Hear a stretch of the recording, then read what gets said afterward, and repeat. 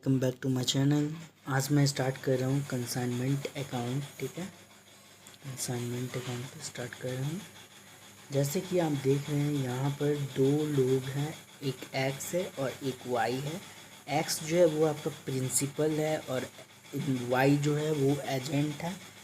Principal को हम लोग कंसाइनर भी कहते हैं और एजेंट को हम लोग कंसाइनी कहते हैं। तो कंसाइनर मतलब कमीशन देता है, पे करता है कंसाइनी को। ठीक है, उसका वर्क के according. Consignor send goods to consignee, consignor goods को सेंड करता है कंसाइनी को। तो क्या ये सेल है? Is it a sale? No, it is just transfer of position and not ownership. मतलब वो अपना ऑनरशिप नहीं ट्रांसफ़र कर रहा है, वो सिर्फ अपना पोजीशन ट्रांसफ़र कर रहा है। ठीक है, transfer of ownership consignor to customer. Distinction between sale and consignment. Sale, it is transfer of ownership. Sale का केस में ऑनरशिप आपका गुड्स का ट्रांसफ़र हो जाता है तुरंत, और कंसाइनमेंट में it is transfer of position only. इसमें सिर्फ पोजीशन ट्रांसफ़र हो जाता है। Sale, relationship between parties is that of seller and buyer. और यहाँ पर relationship between parties is that of principal and agent. In case of sales transaction sales invoice is prepared. और इसका हो जाएगा in case of a consignment a proforma invoice is prepared. In case of sale the buyer may not have right to return the goods. मतलब इस case में buyer के पास right नहीं होता कि वो गुड्स को रिटर्न कर सके। और कंसाइनी वाला केस में in consignee returns the unsold goods to consignor, और इसमें रिटर्न कर सकता है।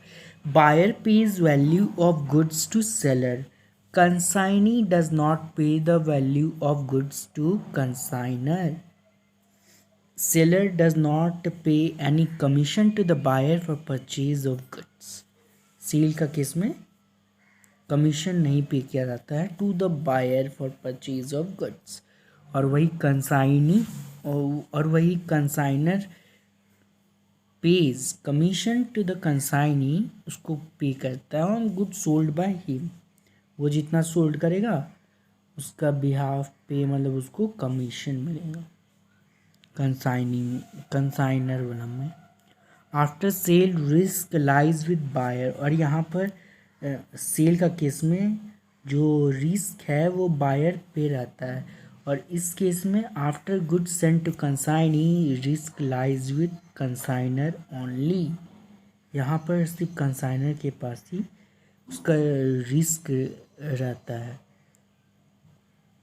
जैसे कि situation 1, loading is expressed as a percentage of cost. Example, loading is 25% of cost. Then it is dash of invoice price. तो इसको फाइंड आउट करने के लिए लेट हम लोग सपोज कर रहे हैं कि जो कॉस्ट है वो 100 है, लोडिंग 25% ऑफ कॉस्ट, तो 100 हो जाएगा। तो 25% ऑफ 100 है तो 25 ही होगा। इनवॉइस प्राइस आपका निकल जाएगा 100 + 25, डेट इज़ 125 रुपीज़ का।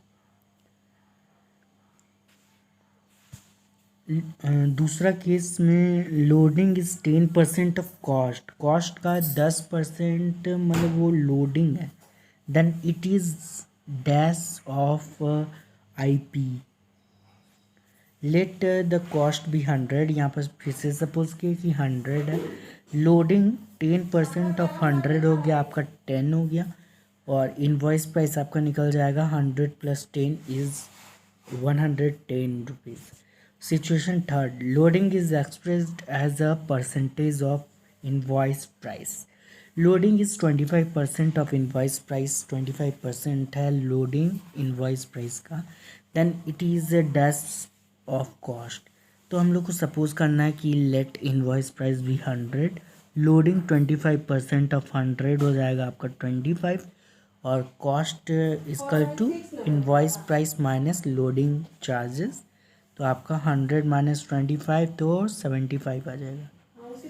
लोडिंग 25% ऑफ 100 ऑफ कॉस्ट बोला था ना, तो वही 25% ऑफ 100, तो ये हो गया आपका 25 और कॉस्ट निकल जाएगा आपका इनवॉइस प्राइस माइनस लोडिंग करके, तो 75 हो गया। Loading is 10% of invoice price then it is dash of cost. तो यहाँ पर फिर से सपोज किया गया है कि लेट इनवॉइस प्राइस भी 100, लोडिंग 10% ऑफ 100 हो गया आपका 10, कॉस्ट आपका निकल जाएगा 100 minus 10 that is 90। Situation third, invoice price is expressed as a percentage of cost. IP मतलब इनवॉइस प्राइस जो है वो आपका 125% है कॉस्ट का। Then loading is dash of cost and dash of IP. तो लेट द कॉस्ट प्राइस भी 100 suppose करना है। Invoice price equal to 125% of 100 of cost है, तो यहाँ पर कॉस्ट 100 था सपोज के थे, तो ये हो गया आपका 125। लोडिंग आपका निकल जाएगा 125 माइनस 100 तो 25 आ गया आपका। फिर दूसरा केस में इनवॉइस प्राइस 110 है of cost, 110% of cost. Then loading is dash of cost and dash of invoice price. Let cost भी 100 सपोज किया है, तो 110% ऑफ 100 तो आपका 110 होगा और लोडिंग आपका निकलेगा 110 माइनस 100 करके तो 10 आएगा। Situation 4, cost is expressed as a percentage of invoice price. Cost is 75% of IP, then loading is find out करना है of cost and dash of IP. तो लेट आईपी भी 100, कॉस्ट 75% ऑफ 100 तो 75 ही होगा। लोडिंग आपका निकल जाएगा 100 माइनस 75 तो 25 होगा।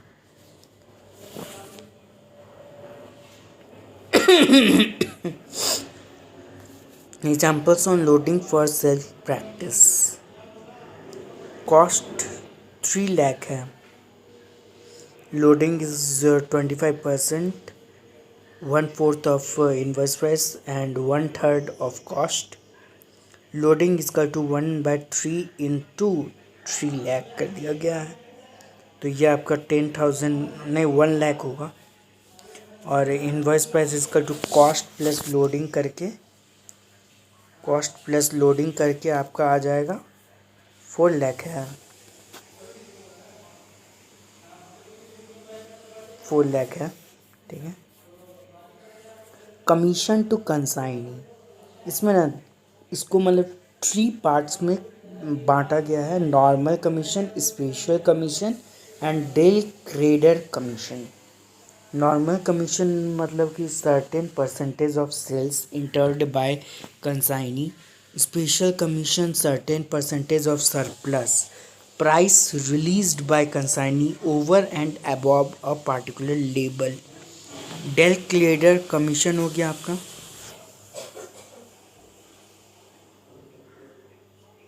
किधर चल गया? Del credere's commission, it is paid to cover the risk of bad debts. Bad debts का रिस्क को कवर करने के लिए डेल क्लेडर कमीशन का यूज़ होता है। और special commission certain percentage of surplus price realised by consignee over and above a particular लेबल। The next account sale. Account sale क्या होता है? Account sale is a statement rendered by consignee to the consignor. Render किया जाता है consignee को consignor के पास, providing the details of goods sold by consignee, expenses incurred by consignee, commission entitled by consignee and net amount due to consignee to the consignor. Recurring and non recurring, अब देखिए godown है, consignor जाता है godown में, इधर चल गया। हाँ आ गया। Distinction between recurring and non recurring expenses. recurring मतलब रेगुलरली या फ्रीक्वेंटली इनकर्ड, और नॉन recurring जो कि कभी कभी हो सकता है, rarely incurred. these are paid by consignee only, recurring expense. और नॉन recurring हो गया these are paid by consignor and consignee both, दोनों के द्वारा पे किया जाता है। these are incurred after the goods reach consignee godown, और these are incurred before the goods reach consignee godown. these are incurred in valuation of consignment stock, और इसका हो जाएगा these are added proportion to the value of closing stock. Recurring expenses are not considered in valuation of abnormal loss, and non-recurring expenses are added proportionately to value of consignment stock.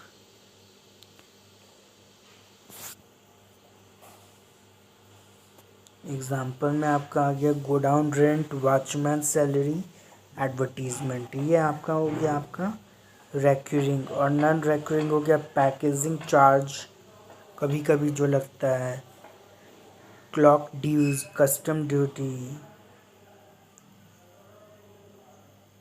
ये आपका factory है, और यहाँ पर consignor है, godown है। ये मतलब रेक्यूरिंग एंड नॉन रेक्यूरिंग का एग्जांपल है। Consignor,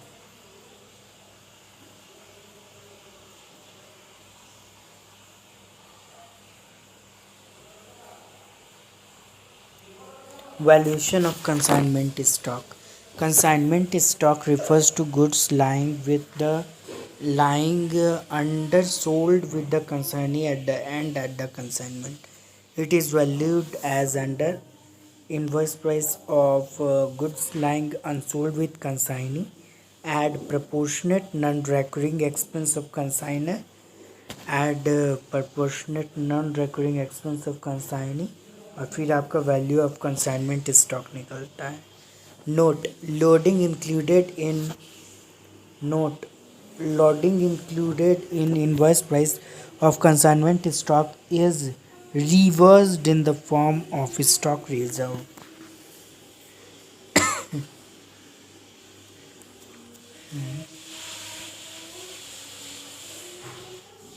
ascertainment of value of consignment stock.